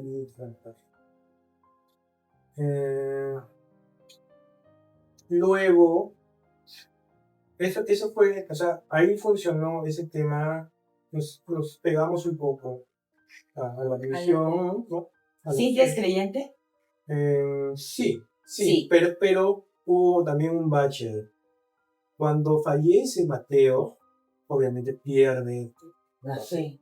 ¿no? Porque renegaba del Dios católico. Claro. O sea, ¿cómo vas a permitir que mi hijo fallezca? Claro. Entonces, es parte de su dolor, ¿no? Renegó un tiempo. Pasó un tiempo y ya le ha encontrado la vuelta al tema. Pero más bien yo le he encontrado la otra vuelta y como que no está en el momento. No entiendo cómo es que, o sea, yo estoy ahorita en la posición en la que ella estuvo luego del fallecimiento de Marcelo. No entiendo cómo alguien o algo podría permitir eso bajo los parámetros de lo que nos dice la fe cristiana, ¿no? No lo entiendo. Entonces yo sí estoy como que... ¿En el limbo? Sí, voy a misa de vez en cuando porque siento que es un espacio como para reflexionar, al menos un minutito. Pero no siento lo que sentía hace unos años. Me siento un poquito más alejado, pero también porque he estado leyendo otras cosas y creo que puede haber otro camino que es más adecuado para mí. O sea, yo no digo que haya una religión que es la correcta ni nada, pero cada quien lo ve desde su perspectiva, ¿no? Y para mí, de momento, porque todo es dinámico, me voy por otro lado. ¿Qué has encontrado? Siento que hay mucho de... No es que si eres bueno te va a ir bien, necesariamente. O sea, obviamente si eres esmerado y haces bien una mesa, te va a quedar bonita. Pero no es que si eres bueno en la vida, solo te van a pasar cosas buenas. Sí, te van a pasar cosas buenas. Entonces creo que las cosas están ahí, la vida está ahí, los hechos, las situaciones, y está en ti cómo lo afrontas, cómo lo asumes. Y de momento eso es. No dejo de reconocer que existe algo más, pero de momento lo estoy tomando como que esto es, y a ver qué hago yo, ¿no? Claro, o sea, ¿cómo actúas frente a lo que me tropezaré con la mesa. Uno, me pongo a limpiar a la mesa, pues nada, reconozco que no la vi y que debo ser más cuidadoso para la siguiente no tropezar. Ya depende de cada quien. Pero no es que Dios puso la mesa para que me tropezara o que movió la mesa a un costadito para que no me tropezara. La mesa está ahí. Así es como lo estoy viendo ahorita, pero como les digo, todo esto es dinámico, no es algo que claro, o sea, así va a ser siempre para mí. Hoy piensas así. Hoy pienso así. Así como ayer no pensaba así, hoy pienso así. quiero ir a un estigma, y a lo mejor no lo es para ti, pero suele haber esta configuración, sobre todo en las sociedades latinoamericanas, en las que el hombre emocionalmente expresivo podría como que no verse tan bien. ¿Tú crees que socialmente, dentro del círculo masculino, estoy hablando, porque para las mujeres está como permitido ser emocional? ¿Crees que para el hombre no está tan permitido ser emocional y manifestarse vulnerable? Yo creo que sí. O sea, culturalmente hablando, sí. Que sea lo correcto, no.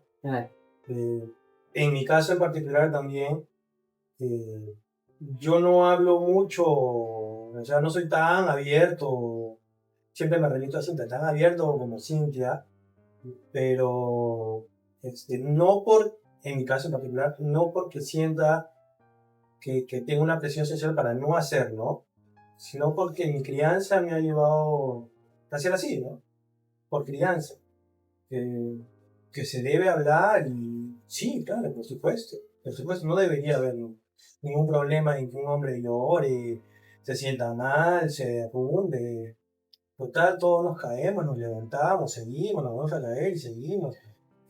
Te va a doler, vas a patalear, vas a sufrir, pero es parte de la vida, es parte de la vida, no hay de otra, no hay de otra, así que no veo nada de malo en que un hombre hable estas cosas, se abra, cuente. Más bien creo que aplaudiría eso, esa capacidad que yo no tengo. ¿Y los amigos? O sea, cuando tú has estado en tu momento más vulnerable, porque yo imagino, tú mencionas algo que es bien importante, que tiene que ver con que estás en automático. O sea, cuando estás en un momento tan difícil, estás en automático. Claro. Y creo que es una manera, no sé si sea lo mejor, ya, pero por lo menos en tu caso ha funcionado, que te ha ayudado a concentrarte en lo que en ese momento había que hacer. Porque cuando uno está vulnerable, a veces las cosas frías y duras de las coordinaciones, pues no te vienen en la cabeza y te abruman, ¿no? Como comentábamos, no sé si a alguna persona le ha pasado que cuando ha pasado por un duelo, ni siquiera se acuerda quién vino al velorio, ni qué le dijo, ni nada, ¿no? O sea, para todos es muy difícil hablar de las cosas que nos duelen. ¿Tú crees que los amigos, cuando tú has tratado, o a lo mejor no lo has hecho, de abrirte y de mostrarte vulnerable y votar, porque uno necesita sacar de adentro los dolores para sanar, ¿no? Y es un proceso largo. Leíamos que en el caso del duelo de un hijo, el proceso puede durar toda la vida. Sí, Psicológicamente puede durar toda la vida. O sea, basta una canción, un recuerdo o algo y aflora lo que pasó hace 15 años. Sí, claro. ¿Consideras que los amigos de alguna manera están preparados para poder ser ese círculo de contención? Estoy hablando del sexo masculino, ¿ya? Amigos hombres. De los amigos hombres. O sea, más de chacota. Depende, pues, ¿no? ¿Qué tipo de amigos? Depende qué tipo de amigos.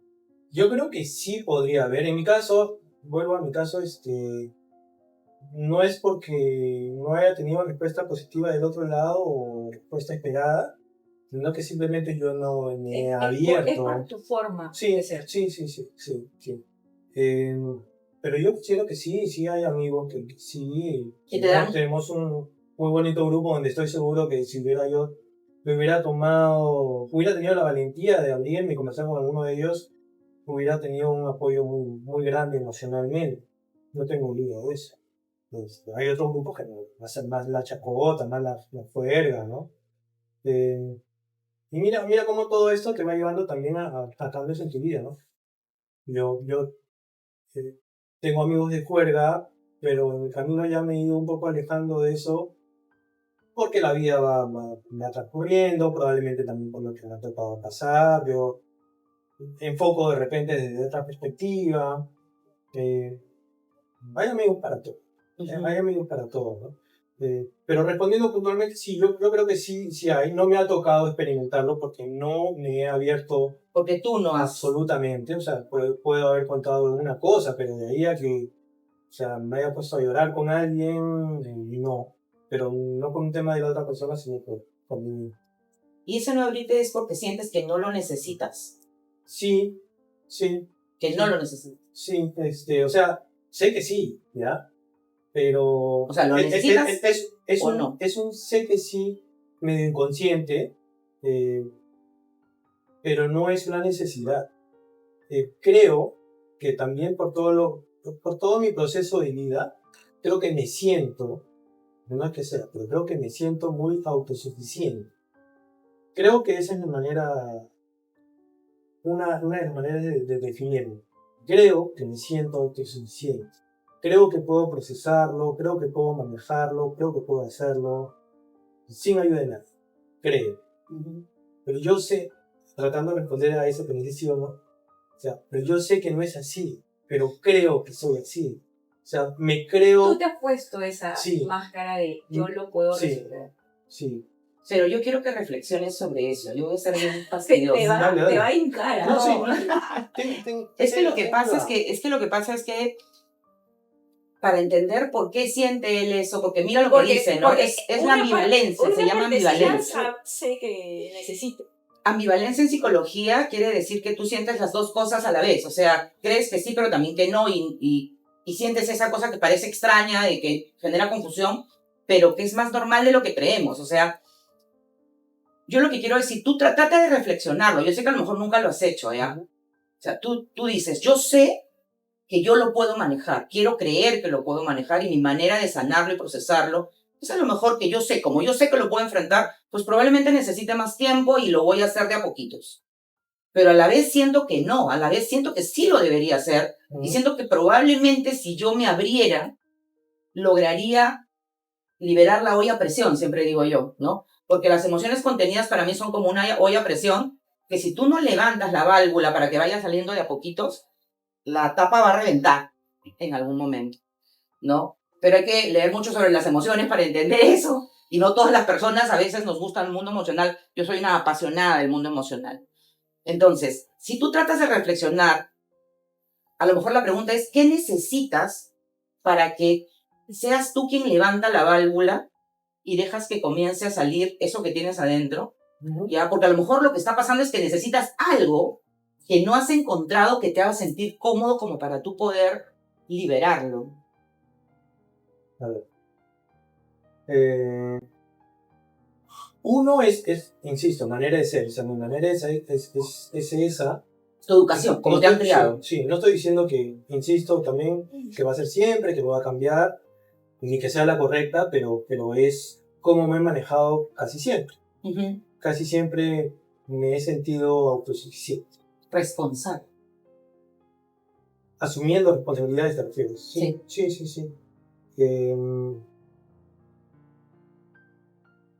Otro punto que considero también es que probablemente en todo este tiempo que ya ha ido pasando, algo se ha ido procesando y no necesariamente es que yo estoy tratando de ordenarlo ahorita recién porque no lo tenía.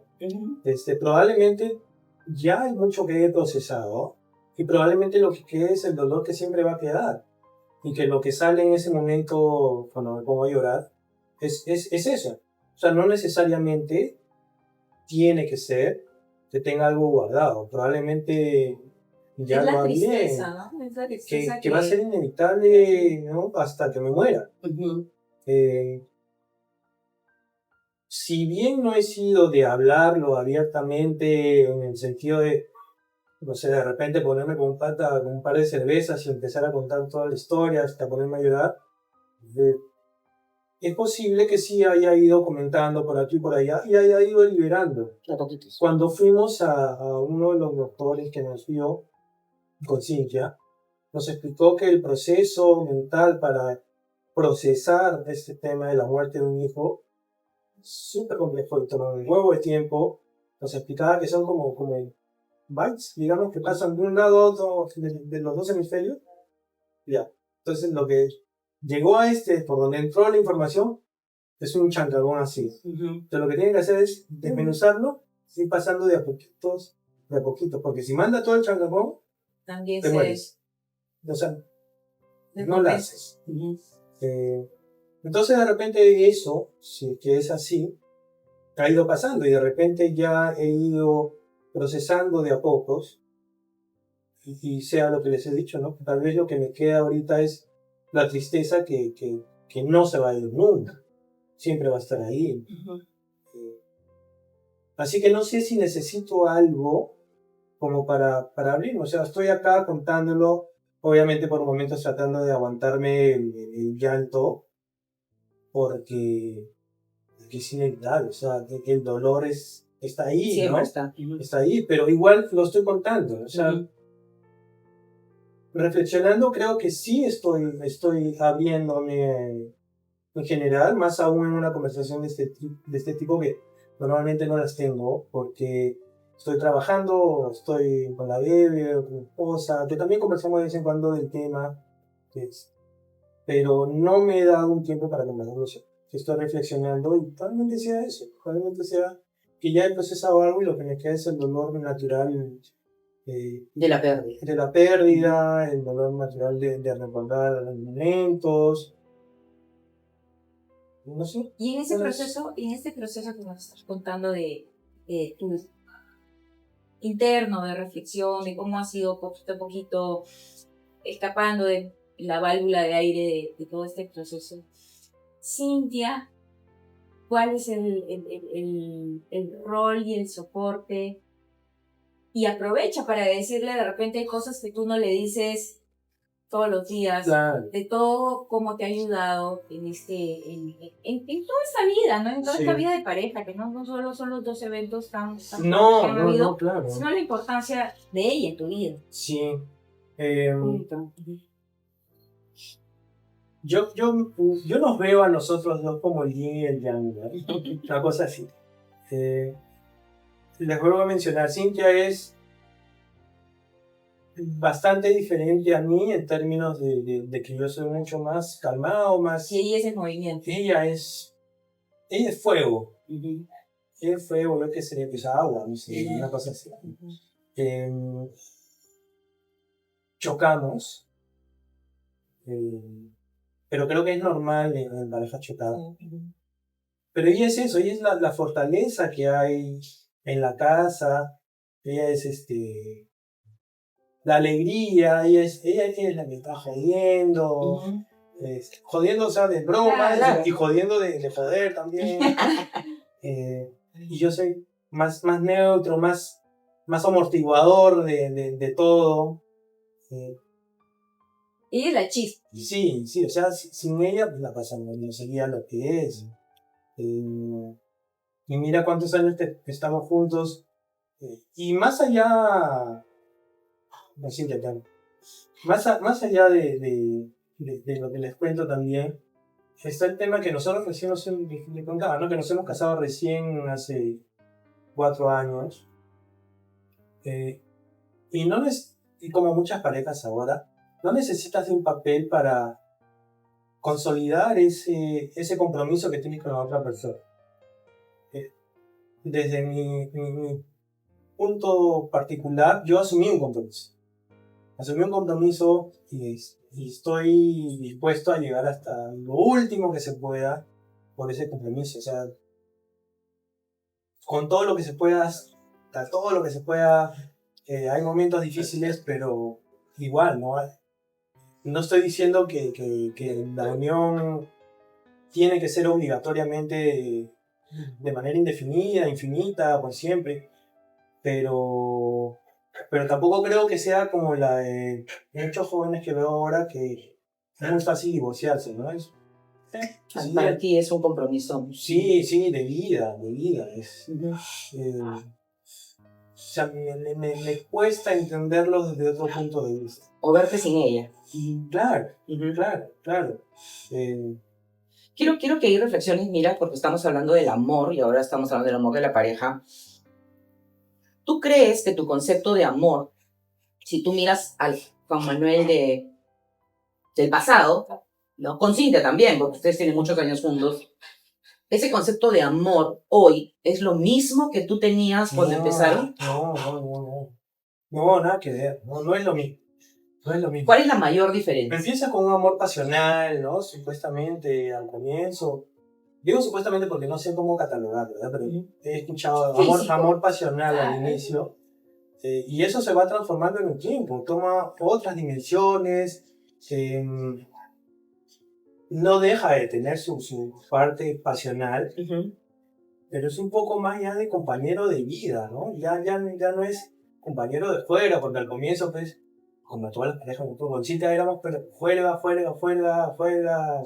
Claro, jueves, salir, vivir la miércoles, vida, ¿no? todos los días, y eso se va transformando también con la llegada de los hijos, eh, con la llegada y la partida de los hijos, y no me refiero solamente a mi caso de fallecimiento, sino con la partida de los hijos que ya se van a estudiar, a Ahora, trabajar, cuando te quedas lo solo. que fuera, ¿no? Eso va tomando otra forma. ¿Sí? Y eso creo que también nos va llevando al punto en el que estamos ahorita en el centenario. Empezamos siendo dos personas muy diferentes, que probablemente chocábamos más de lo que chocamos ahora, porque nos hemos ido entendiendo de a pocos. No quita que sigamos chocando, pero por cosas menores, pero ya nos conocemos más, ya nos conocemos más. Y ese acercamiento, ese compartir ya el destino, sumado a esa parte pasional que todavía queda, obviamente, eso sería el amor. Ya no es ese amor juvenil, ¿no? Que te pierdes en probablemente lo físico, en las salidas, y se te va el tiempo divirtiéndote, solamente divirtiéndote, a un tema ya más De complicidad, vamos, ¿no? ¿no? De soporte. Vamos juntos, ¿no? Ujú. Vamos acá, seguimos acá. Y más aún con lo que nos ha tocado pasar. Ujú.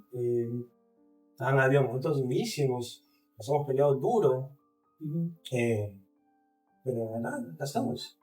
Acá estamos. Un poco por la decisión, bueno, la decisión de ambos, ¿no? De ese Claro, compromiso, ese reamo.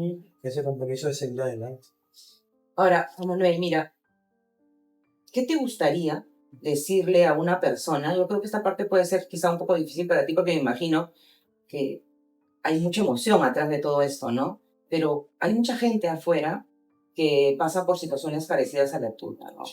Diferentes edades, hijos que a veces son ya casados, ¿no? Y también fallecen y los padres tienen esas pérdidas, como también bebés, como también jóvenes, como en tu caso pasó. ¿Qué te gustaría decirle a un papá que está afrontando una situación de pérdida, ¿no? Como la tuya, ¿no? Bueno, primero, antes de hablar de la pérdida, quisiera hablar del proceso. O sea, si es que te toca hablar del proceso, si te toca vivir el proceso, lo que me funcionó a mí es para adelante. O sea, tipo caballo de carrera, para adelante y para adelante y para adelante, porque siempre hay posibilidades de que la cosa me dé. Siempre, siempre. Entonces, a darle y a darle y a darle y a...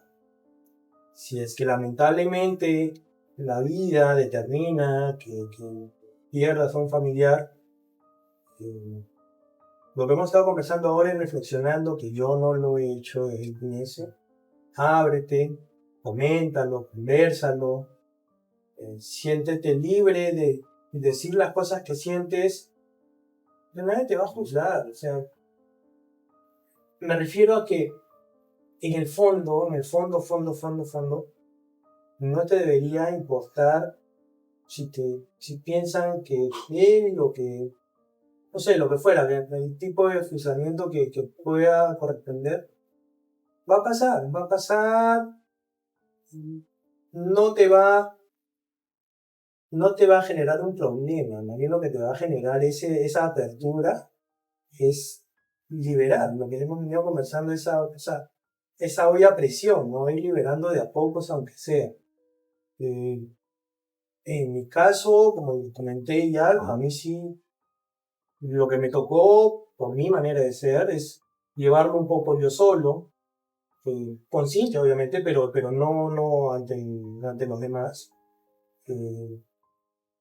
Probablemente me hubiera tomado menos tiempo procesar información de la que me ha tomado a mí si me hubiera abierto, tal vez. Yo sí sugeriría apertura, pero para las personas que son como yo, Como tú. también hay manera de salir adelante, no es algo que sea determinante de que si vas a poder o no seguir. Vuelvo a lo que comentábamos hace un momento, hace rato. Yo no creo que haya una sola verdad en cuanto a cómo debes afrontar la vida. Cada uno tiene su manera. No creo que nadie pueda decirle al otro cómo es que tiene que hacerlo, porque cada uno viene con su set de experiencias, de vivencias, de conocimientos, de expectativas, y cada uno va a encontrar cómo pasar ese vendaval, salir adelante. Y como último, siempre va a haber alguien que probablemente ya pasó ese tema, y si es que a alguien le toca y quiere hablar, que esté. Qué lindo. Sí, y qué importante eso, eso último. No sentirte que tú eres la única persona que pasa un evento tan feo. Uh-huh. Busca conversar con gente que haya pasado por lo mismo, que es quien más empatiza contigo y te puede ayudar a ¿Quién más te puede entender? Porque de repente no necesitas que te den la solución, sino que te entiendan, ¿no? O que te escuchen. Que es un poco Sí. lo que Cintia sentía, por ejemplo, con la terapia, ¿no? Ella, en la terapia no sentía el alivio porque seguramente la carga emocional que ella tenía no era la que ella sentía que en la terapia la estaba ayudando. Entonces, a lo mejor, yo siempre llamo círculos de apoyo, por eso es que este podcast está enfocado en eso, en no sentirse solo, en tratar de buscar a alguien que pueda empatizar con nosotros y entendernos. Y un poco para cerrar, y quiero hablar sobre la valentía que tanta gente me habló y sobre el concepto que nos ha dado Juan Manuel hoy día. Él lo que dice es, yo no creo que yo tenga una condición de valentía especial en comparación con el resto de las personas que me haga hecho a mí poder saber afrontarlo. Yo creo que todos podemos, es lo que dices tú, me parece que es un mensaje bien potente, me gustaría cerrar con eso y contando algo que yo vi hace poco en un programa donde apareció, es un concurso de piano, y apareció una pianista que no tenía ni manos ni pies. Y yo me quedé pensando y dije, ¿cómo va a tocar el piano esta señora, no? O sea, dije, no puede ser. Y ella contó que había tenido un proceso de una especie de sepsis. Ya. Y la habían tenido que amputar las manos y las pies, y ella era pianista profesional. Entonces entró en un cuadro depresivo tan grande, en el que ella, porque para ella su vida era el piano, que ella pensó... Estaba discapacitada para lo que le gustaba. Para lo que ella era su vida, y ella sentía que era... Y los artistas son muy pasionales. Uh-huh. Entonces ella dijo, yo nunca más voy a poder tocar el piano, y cada vez que cerró el piano de su casa, nunca más lo tocó, y cada vez que pasaba por algún restaurante o algún lugar donde escuchaba un piano se ponía a llorar. Y sentía, ¿cómo puede ser que esto me pase a mí si yo vivo de esto y me dedico a esto? Y un día decidió que iba a intentarlo, porque le pusieron unas prótesis, pero son esas prótesis pues que no se mueven todos los dedos, ¿no? Y comenzó a practicar y a practicar y a practicar canciones, pero sencillas. Y ella se presenta a este concurso y toca una canción muy sencilla, pero tú le escuchas tocar y te pones a llorar. Porque la emoción que ella transmite, de la pasión que la ha hecho volver a hacer, el arte que ella tenía, yo siento que de alguna manera lo transmite. O sea, no soy solo yo la que sentí eso. Yo creo que la gente en general en el programa lo sintió. Y ella dice algo que coincide con lo que tú dices. Ella lo que dice es, los seres humanos somos como un iceberg donde lo que todos vemos socialmente es la puntita. Pero abajo de nosotros tenemos mucho más que nos va a ayudar a salir de cosas como las que nosotros hemos pasado. Y tenemos que comenzar a mirarnos de esa manera, que nuestra real fortaleza está ahí y no tenemos idea de la dimensión que tiene.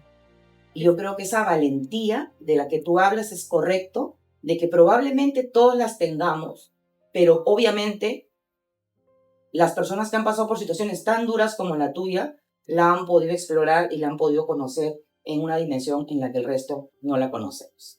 Y con eso cerramos el programa. Gracias. Gracias a ustedes.